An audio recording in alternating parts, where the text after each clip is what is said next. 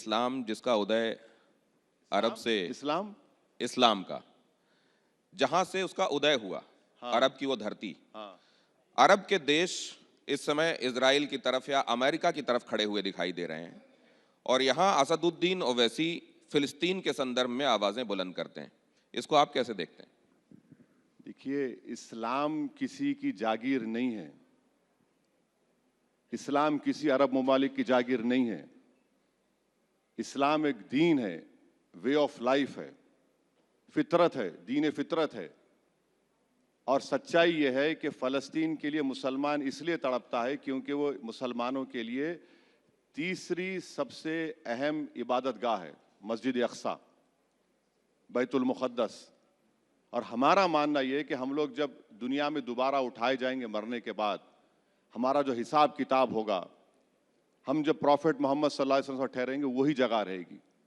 वो जगह इसलिए भी हमारे लिए मुक़द्दस है क्योंकि वहाँ पर हमारे प्रॉफिट ने वहाँ से सफ़र किया आसमानों को और अल्लाह सुब्हाना व तआला से वहाँ पर गए, मुलाकात की।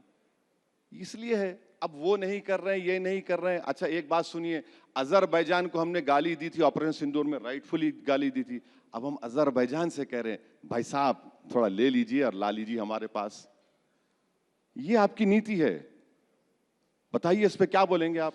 कल प्रधानमंत्री यहाँ पर थे जब हमारे सत्रों का उद्घाटन हो रहा था और उन्होंने ये कहा कि हम किसके साथ हैं, अगर दुनिया ये जानना चाहती है तो हम ये बता दें कि हम भारत के साथ हैं। भारत का हित जिसमें होगा हम वो करेंगे। नहीं है, तो अभी आप जब गलत बाकी है। देशों की नहीं, बात कर बिल्कुल रहे हैं, आप नहीं, देश के भारत का हित जिसमें समझ में आ रहा है नहीं वो है। कदम उठाए जा रहे हैं। देखिए, भारत का अगर साथ देते आप तो आपका क्रूड ऑयल कहां 60% कहां से आ रहा है? 90% गैस कहां से आ रही है? हम लोग यहां बैठकर आराम से बातें कर रही हैं। जो एक बंडी पर जो आदमी अपना काम कारोबार करता है, जो फैक्ट्री में उसको एलएनजी की जरूरत है, उसको नहीं मिल रही एलएनजी, उससे पूछिए जाकर आप। जो कमर्शियल सिलेंडर जिसको चाहिए उनको नहीं मिल रहा है। कितना अभी खारिफ सीजन शुरू होने वाला है, कितना एमटी यूरिया की जरूरत है? 7 खाली, 19 की जरूरत है, हम वो भी नहीं दे पाएंगे। एमआरआई मशीन के लिए हीलियम की जरूरत है, वो भी नहीं दे पाएंगे। ये देश के हित में हो रहा है। आपने तो प्रीमियम पेट्रोल को बढ़ा दिया। जब ये चुनाव खत्म हो जाएंगे, देश को तैयार रहना पड़ेगा, पेट्रोल डीजल की कीमत बढ़ेंगी, क्योंकि अब ये चुनाव है, चुनाव जीतना है। तो जैसा चुनाव होगा पेट्रोल डीजल की कीमतें बढ़ जाएंगी। मैं इसलिए भी आपसे ये जानना चाहता हूं, आपने एक बात कही कि देखिए मुस्लिम देशों से ही तेल आ रहा है, उस तेल से परहेज नहीं है। नहीं नहीं नहीं, एक बात सुनिए, मैंने क्या कहा था कि मुंबई में एक पिक्चर को देखने के बाद आरएसएस के आइडियोलॉजी से मुतासिर ऑर्गेनाइजेशन ने थिएटर के अंदर लोगों से कसम दिलाई कि हम मुसलमानों का समाजी बायकॉट करेंगे। सबसे पहली बात तो यह कि संविधान के खिलाफ है किसी का सोशल बायकॉट, ये क्राइम है। और दूसरी बात मैंने कही थी कि मुसलमानों का बायकॉट आप करेंगे तो फिर तेल कहां से ले रहे हैं? क्या सऊदी अरब ने, कुवैत ने, यूएई ने, इन तमाम अरब ममालिक ने प्रधानमंत्री को बड़े से बड़ा अपना अवार्ड से नहीं नवाजा? क्या 1 करोड़ लोग भारत के इन अरब ममालिक में काम नहीं कर रहे हैं? $50 बिलियन का फॉरेन एक्सचेंज आता है भारत को, सब सेकंड हाईएस्ट। आप ये भी नहीं देख रहे हैं। आप ओवैसी से नफरत करो, मगर उन लोगों को क्या पैगाम दे रहे हैं आप बताओ? ये बोल रहा हूं, संविधान के खिलाफ है पहले तो सोशल बायकॉट करना। उन पे अब तक केस नहीं बुक हुआ, उनके ऊपर किसी पर भी एक केस, लीगल केस बुक नहीं हुआ जो ओपनली कह रहे हैं कि मुसलमानों का बायकॉट करो। कहां जाएगा फिर? आप तो रूल ऑफ लॉ की धज्जियां उड़ा रहे हैं। रेडिकलाइज कौन हो रहा है? किसको संविधान पे भरोसा है बताइए आप? आपने इस दौरान क्या यह भी देखा कि शिया और सुन्नी डिवाइड भी बहुत उभर कर सामने आ गया इस जंग के दौरान? नहीं, आपके दिल के अरमा आंसुओं में बह जाएंगे। क्या अरमा लग रहे हैं आपको मेरे? आपके अरमा आंसुओं में बह जाएंगे। कोई शिया सुन्नी इख्तलाफ था ना, होगा ना, कभी इस पे होगा। सच्चाई की जहां बात आएगी सब एक होकर बोलेंगे। आप लोग कोशिश कर रहे हैं कि शिया सुन्नी का कुछ हो जाए, नहीं होगा, कुछ नहीं होगा। तो अरब कंट्रीज के बीच में और ईरान अरे के बीच में अरे जो हो रहा है वो शिया सुन्नी डिवाइड की भाई वजह से साहब, नहीं। मेरे अब्बा नहीं है वो, आपके कोई रिश्तेदारी है तो उनसे पूछ लीजिए। नहीं, लेकिन आप तो रिश्तेदारी जोड़ लेते हैं जब तेल वहां से आने की बात करते हैं कि वो मुस्लिम कंट्री से अरे तेल भाई आ रहा हाँ, देखिए वो देखिए ना, इजराइल हम पे एहसान कर रहा है ना कोई कर रहा है, हम पैसे देकर ले रहे हैं, आपका हमारा पैसा जाकर हम तेल खरीद रहे हैं, तो वो कर रहे हैं तो मैं तो उनका नुमाइंदा नहीं हूं, आप उनसे पूछ लीजिए बुलाकर। है। दिल के अरमा वैसे असम में भी मुसलमानों के बहुत हैं, और बदरुद्दीन अजमल के भी अरमान हैं कि असदुद्दीन ओवैसी आए, हाथ मिलाएं और साथ में चुनाव लड़ें। नहीं नहीं जा रहे हैं आप असम? आपने कहा हेमंता बिस्व शर्मा का वो वीडियो आपने जिक्र किया जिसमें गोली मारते हुए दिख रहे थे। नहीं, हेमंत बिस्व शर्मा ने तो गोली मारने का वीडियो बनाया, और किसको गोली लग रही है भाई? मुसलमान को। हेमंत बिस्व शर्मा मुख्यमंत्री हैं, संविधान पर ओत लिया और कह रहे हैं कि मियां मुसलमान को 2 रुपये कम दो। अरे ये अगर उसको 2 रुपये चाहिए हेमंत बिस्व शर्मा, तो मैं दे देता हूं 2 रुपये उसको। आप लोगों को क्यों बोल रहे हैं 2 रुपये कम दो? आप तो मुख्यमंत्री है ना।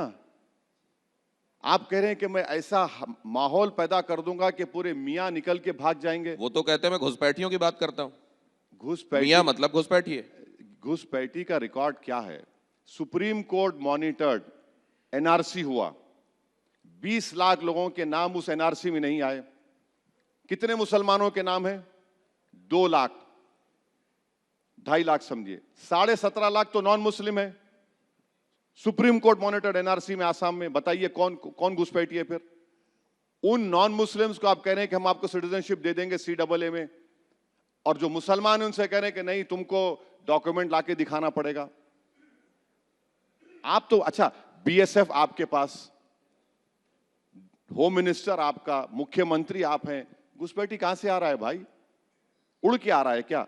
अब घुसपैठी की आप बात कर रहे हैं।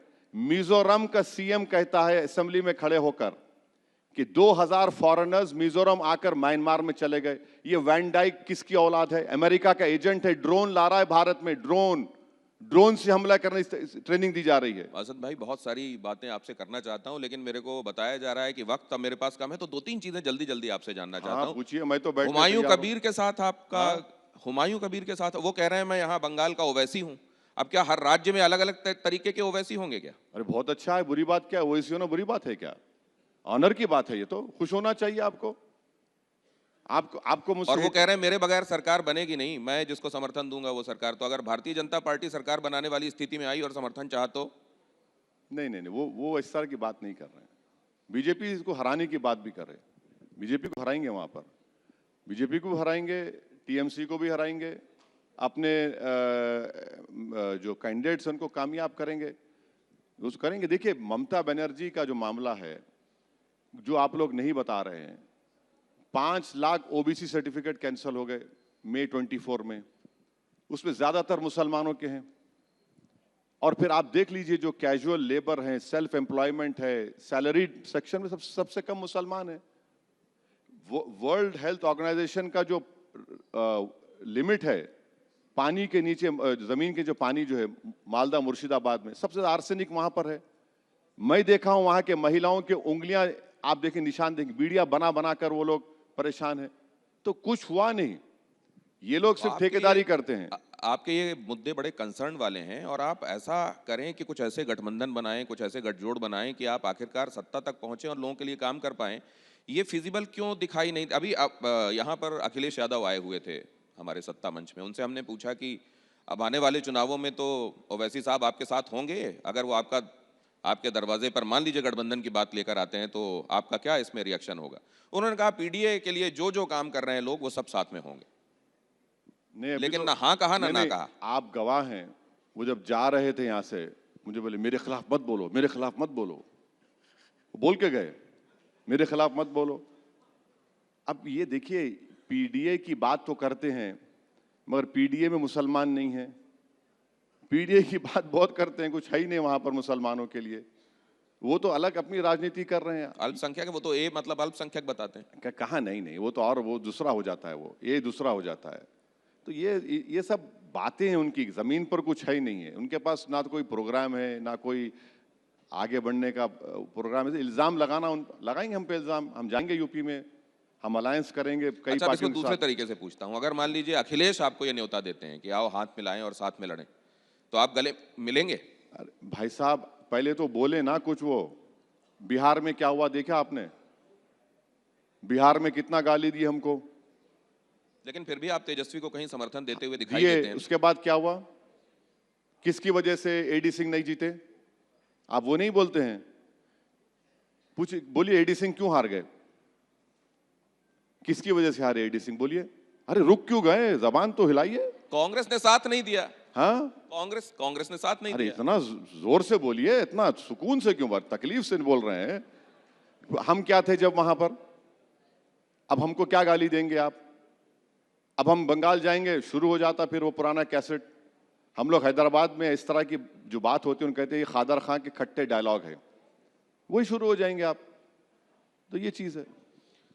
तो अब तो चुनाव आगे हैं, बंगाल सामने है, आपसे बातचीत होती रहेगी। आज जरूर, आपने जरूर। वक्त निकाला, इसके लिए बहुत शुक्रिया। Thank you. तो आपने देखा, जुबान में असर, दिल में तूफान रखते हैं, अकेले खड़े हों तो भी हजारों की शान रखते हैं। बहुत धन्यवाद हमसे आज वक्त साझा करने के लिए।